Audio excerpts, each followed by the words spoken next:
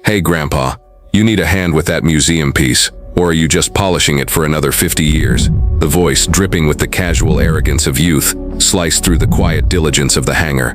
George Patton, 87 years old, didn't flinch. His hand, gnarled but steady, continued its slow, circular motion, wiping a nearly invisible smudge from the silver fuselage of the P-51 Mustang. He could feel their eyes on his back, a mixture of amusement and impatience. There were 3 of them, young airmen in their crisp fatigues, posturing near the massive hangar door. One of them, a senior airman with his name Torres, stitched above his pocket, stepped forward. "I'm serious, old-timer. You got a work order for this. This is a restricted area." George finished his circular wipe, his gaze fixed on the reflection in the polished aluminum. He could see the distorted figures of the young men behind him, and beyond them the blue sky of a peaceful afternoon. He remained silent. His silence seemed to needle them, to challenge their assumed authority. It was a silence born not of weakness but of a patience they couldn't possibly comprehend. The second airman chimed in, nudging his friend. "My grandpa has one of these in a plastic model kit. Maybe you should start there, Pop. Less chance of you breaking something." A low chuckle rippled between them. Torres took another step, his boots echoing on the smooth concrete floor. The hangar was cavernous, a cathedral of aviation, and their voices seemed to profane the hallowed space. In the stalls around them sat the sleek, gray predators of the modern Air Force, F-22s and F-35s, but here in Bay 4 was this relic, this ghost of a bygone war. Valiant Lady, the name was painted in elegant curling script just below the cockpit. She was George's plane. Not his in title, perhaps. She belonged to a private collector who paid the base a hefty sum for hangar space and restoration access, but his in soul. He had bled in her. He had prayed in her. He had watched friends die from her cockpit. "I asked you a question," Torres pressed, his tone hardening. "I need to see your base credentials." Now, slowly, deliberately, George straightened his back. The movement was stiff, accompanied by a soft groan of protesting joints. He turned to face them, his eyes, pale blue and clouded with age, holding a depth that made the young airman unconsciously take a half-step back. There was no anger in his expression, only a profound weariness. He reached into the inner pocket of his worn brown leather jacket, the same one he'd worn for 40 years. The airmen exchanged glances, their smirks returning. This was the part of the show they enjoyed, the bumbling old man fumbling for his papers. The confrontation had drawn a small audience. A few other mechanics, taking a break from the complexities of fifth-generation fighters, leaned against tool chests, watching the drama unfold. The air was thick with the smell of jet fuel and hydraulic fluid. But here, around the Mustang, there was another scent: old leather, oil, and something else. History. Torres was the alpha of his small pack, puffed up with the certainty of his rank and youth. He saw an old man, frail and out of place. He saw a nuisance. He couldn't see the ghost of the 20-year-old pilot who lived behind those tired eyes.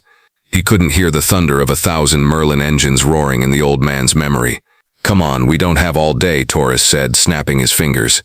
George's hand emerged from his jacket, holding a simple laminated civilian ID card. Torres snatched it from his grasp, glancing at it with theatrical disdain. "George Patton. Cute. Your parents have a sense of humor." "That's his name," a new voice said. It was calm, level, and carried an authority that the airman's shouting lacked. Lieutenant Evans, a young officer barely a year out of the academy, had walked into the hangar. He'd been on his way to a pre-flight briefing when he saw the cluster of airmen bothering the old man. Something in their body language, the predatory circling, the dismissive gestures, set his teeth on edge. Torres, momentarily flustered by the presence of an officer, straightened up. "Sir, this man was in a restricted area without a proper escort or work order." "He has clearance," Evans said, his eyes not on Torres but on the P-51. The wing commander himself approved it. "This aircraft is a part of the Heritage Flight Program." He had read the memo. He was a history buff, and the presence of a genuine combat-flown P-51 on his base was a source of private excitement. The airman deflated slightly, but Torres wasn't ready to give up his power play. He was still holding George's ID. "Well, he should have said something, sir. And he should have his credentials visible." His gaze fell back to George, who was now reaching into his jacket again, this time for his wallet to put his ID away. "What else you got in there, Grandpa?" Torres said, his bravado returning. "AARP card. Pictures of the grandkids." In a swift, shockingly disrespectful move, he reached out and plucked the worn leather wallet from George's hand before he could secure it. It was a step too far. The other mechanics shifted uncomfortably. Lieutenant Evans's jaw tightened. Torres flipped the wallet open, A small, creased black and white photograph fluttered to the concrete floor. It showed a group of impossibly young men in flight gear, grinning in front of this very same P-51. Torres scoffed. "Look at this. From the Stone Age." He rummaged through the wallet's pockets, his fingers clumsy and intrusive. And then he saw it. Tucked into a hidden flap of worn leather was a small tarnished silver pin. It was a pair of wings, but they were different from the standard issue ones he was used to seeing. They were heavier, more ornate, with a star set in the center. Combat pilot wings. As Torres's profane fingers touched the pin, the sterile quiet of the hangar vanished from George's mind. He was no longer an old man being humiliated. For a fraction of a second, the world dissolved into a flash of violent memory. The percussive roar of the Mustang's engine filled his ears, so loud it was a physical pressure.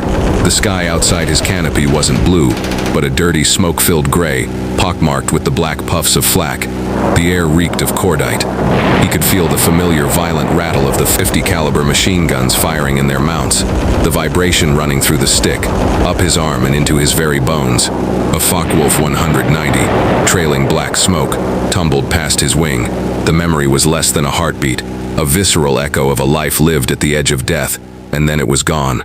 He was back in the silent hangar, the scent of jet fuel once again replacing the cordite. He looked at the young man holding his past in his hands, and felt nothing but a vast hollow pity. Lieutenant Evans saw the whole thing.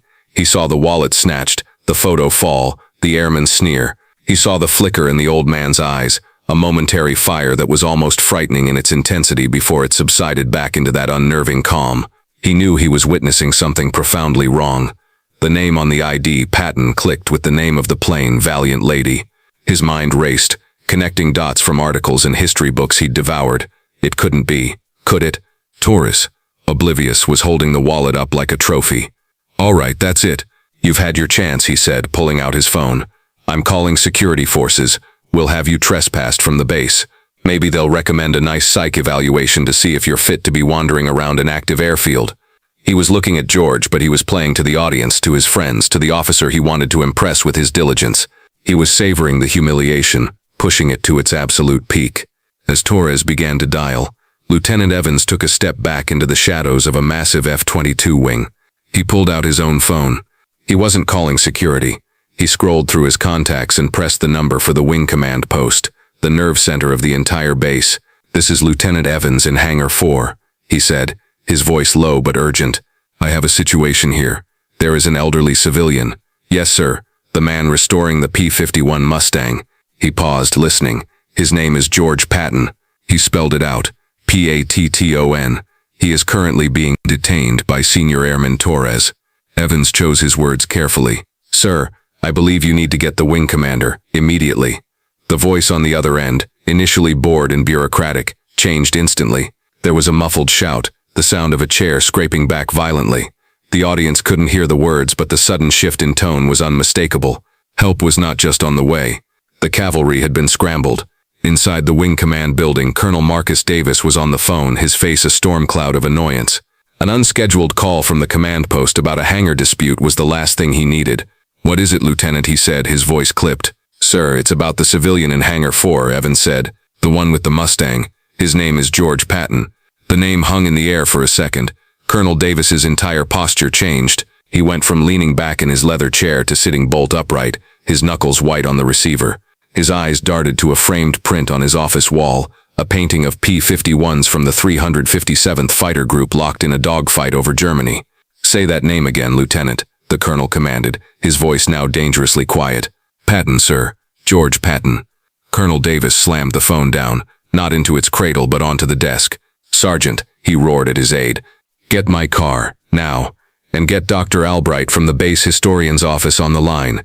Tell him to meet me at Hangar 4 on the double." The aide, a young staff sergeant, scrambled to comply, startled by the raw urgency in his commander's voice. "Sir, is everything all right?" Davis was already shrugging on his service coat, his movements sharp and precise. "Do you have any idea who that is?" he said, his voice a low growl of disbelief and fury. "That's not just a George Patton. That's the George Patton. They called him the Ghost of Bastogne. We have a living Medal of Honor recipient on our base, and my airmen are—" He trailed off, his jaw clenched so tight a muscle jumped. God help them. The audience in the colonel's office was just his aide, but the implication was clear. A line had been crossed that they didn't even know existed. Back in Hangar 4, Senior Airman Torres was basking in the final moments of his authority. Lieutenant Evans had retreated, and the old man was just standing there, a silent statue of defiance. Torres had his phone to his ear, a fake conversation for effect. "Yes, this is Senior Airman Torres. I have an unauthorized civilian in Hangar 4 who is refusing to cooperate." He was spinning his tail, painting himself as the diligent guardian of base security, requesting a patrol to escort him off the premises. Possible mental confusion. It was a vile performance, a final arrogant overreach from which there would be no recovery. He was so wrapped up in his own drama that he didn't hear it at first. The faint, distant sound of a siren. But it wasn't a single siren. It was a chorus. The sound grew exponentially, screaming closer. A black staff car, lights flashing but siren now silent, skidded to a halt just outside the massive bay doors blocking the afternoon sun. It was followed immediately by a security forces truck and a white command van. The ordinary rhythm of the base had just been shattered. The hangar went dead silent. The mechanic stopped leaning and stood at attention. Torres froze, his phone still held to his ear, his mouth slightly agape. The doors of the black car burst open. Colonel Davis emerged, his uniform immaculate, his face a mask of controlled thunder. He was followed by a Chief Master Sergeant, the highest-ranking enlisted man on the base, and a harried-looking civilian clutching a tablet, Dr. Albright, the base historian. They didn't walk, they marched. Their footsteps echoed with a purpose that sucked all the air out of the vast space. They strode past the petrified airmen as if they were invisible, their focus entirely on the old man standing beside the vintage fighter plane. Colonel Davis came to a halt 3 paces in front of George Patton. In the echoing silence he planted his feet, brought his heels together, and executed the sharpest, most profound salute of his entire career. His hand was a blade, quivering with intensity, his eyes locked on George's. "Mr. Patton," the colonel's voice boomed, resonating through the hangar. "It is an absolute honor to have you on my base, sir." George, who had watched the procession with a calm, knowing expression, slowly raised a hand in a frail ghost of a salute. It was less a military gesture and more a simple acknowledgement, man to man. The colonel held his salute, his arm ramrod straight. He turned his head just enough to fix Senior Airman Torres with a glare that could have melted steel. "Airman," he roared, the sound making Torres jump. "Do you have any earthly idea who you are speaking to?" He didn't wait for an answer that would never come. He gestured to the historian, Dr. Albright. "If you would." The historian stepped forward, his hands trembling slightly as he swiped his tablet. "George Patton," he began, his voice taking on the cadence of a formal citation. "Enlisted in the Army Air Forces in 1943. Assigned to the 357th Fighter Group, the Yoxford Boys. He flew 140 combat missions in the European Theater of Operations, flying this very aircraft, P-51 Mustang, serial number 4472123, which he christened Valiant Lady." A collective, barely audible gasp went through the assembled airmen and mechanics. Torres's face had gone from cocky to confused, to utterly, devastatingly pale. The historian continued, his voice growing stronger. "He is credited with 22 confirmed aerial victories, making him a triple ace. His commendations include the Distinguished Service Cross, the Silver Star with 3 oak leaf clusters, the Distinguished Flying Cross with a silver cluster, and the Congressional Medal of Honor." The last 4 words fell into the silence like anvils. Medal of Honor. The highest, most sacred award. The airman looked at George not as an old man but as a creature from a legend. The Medal of Honor was awarded for his actions on December 24, 1944, Dr. Albright read, his voice thick with emotion. "During the siege of Bastogne, then Captain Patton, flying alone after his squadron was scattered, engaged a formation of 12 German Junkers, 88 bombers targeting the entrenched and besieged 101st Airborne Division. Despite critical damage to his aircraft and a severe shrapnel wound to his leg, he single-handedly broke up their bombing run, downing 4 of the bombers and scattering the rest, before nursing his crippled aircraft back to Allied lines. His actions are directly credited with saving the lives of hundreds of American soldiers on the ground that day." The story hung in the air, immense and humbling. The power dynamic in the hangar had not just been inverted, it had been annihilated. Colonel Davis lowered his salute, but his eyes remained fixed on Torres. "Inside Mr. Patton's wallet," he said, his voice dangerously low, "which I believe you are still holding, you will find his original hand-engraved combat pilot wings. They were pinned on his uniform by General Jimmy Doolittle himself." Trembling, Torres looked down at the wallet in his hand as if it were radioactive. Colonel Davis took a step toward the young airman, his shadow falling over him. "You are a disgrace to that uniform," he seethed. "To this Air Force. To everything those wings on your chest are supposed to represent. You look at this man and you see an inconvenience. You see a target for your pathetic schoolyard jokes. I see the man who flew through hell itself to guarantee the very freedom you take for granted every single day you wake up." He turned to the Chief Master Sergeant who was standing by with a notepad. "Chief, I want their names. All 3 of them. They will be reporting to my office at 0600 tomorrow morning for a personal, and I assure you, very intense lesson in Air Force heritage. They will start by writing a 10,000-word essay on the history of the 357th Fighter Group. Then we'll see if they are fit to continue wearing this uniform." The airmen, led by Torres, began to stammer, their words a pathetic jumble of sir and sorry. George held up a hand. The gesture was small, but it commanded the attention of everyone in the room. He looked at Torres, and in his eyes there was no anger. There was no triumph. There was only a deep, weary sadness that was somehow more damning than the colonel's rage. "Son," George said, his voice raspy but carrying clearly in the stilled hangar. "This plane," he patted the cool metal of Valiant Lady's fuselage, "she isn't just a machine. She's not just metal and paint and wire. She's a promise. She's a promise that boys my age, terrified and thousands of miles from home, made to other boys who were dying on the ground. We didn't fight for parades. We didn't do it for the medals." He looked from Torres to the other young men. "We did it for each other. Respect isn't about saluting a uniform or fearing a rank. It's about understanding the promises that were kept so you could be standing here, safe, in this hangar today." The colonel, his expression softening slightly, gently took the wallet from Torres's nerveless fingers and handed it back to its rightful owner. George took it, his fingers tracing the cracked leather. He opened it and looked down at the tarnished silver wings nestled in their hidden pocket. The world dissolved again, not into violence, but into a quiet, profound memory. He was 20 years old again, lying on a cot in a muddy field hospital. His leg throbbed. The air smelled of antiseptic and damp earth. A figure stood over him, a man with stars on his collar. General Doolittle. The general's hand was on his shoulder, warm and steady. "You saved a lot of lives today, son." The general's voice echoed in his mind. "A lot of boys are going home to their families because of you. Don't ever forget why you fight." The memory wasn't about the glory of the moment, but the weight of it, the responsibility, the promise. The fallout was swift and decisive. The next morning, Torres and his 2 friends found themselves not in the colonel's office, but in a sterile classroom with Dr. Albright for the first of many long lessons on military history and heritage. Colonel Davis, true to his word, mandated a new base-wide training program focused on the contributions and sacrifices of previous generations, with the story of George Patton and Valiant Lady as its opening chapter. A formal letter of apology, signed by the colonel himself, was posted on every bulletin board on the base. A week passed. The buzz about the incident in Hangar 4 slowly faded into the rhythm of daily operations. One evening, Torres, off-duty and in civilian clothes, found himself walking past the hangars. He saw that the main door to Bay 4 was partially open, a warm yellow light spilling out onto the tarmac. He hesitated, his heart pounding. Then he took a breath and walked inside. George was there, just as before, quietly polishing a section of the Mustang's wing. He didn't seem to notice Torres at first. The young man stood in the shadows for a long moment, wrestling with his shame. Finally, he found his voice. "Sir," he said, the words small in the vast space. George stopped his work and turned.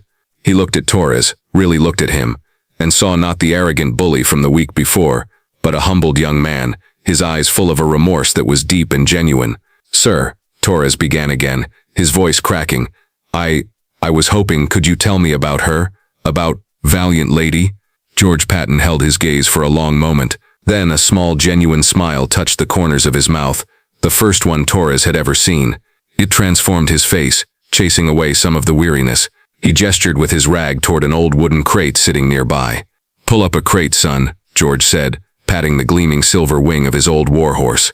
"Let me tell you about the time her engine coughed its last breath over the Ardennes. The courage of heroes like George Patton should never be forgotten.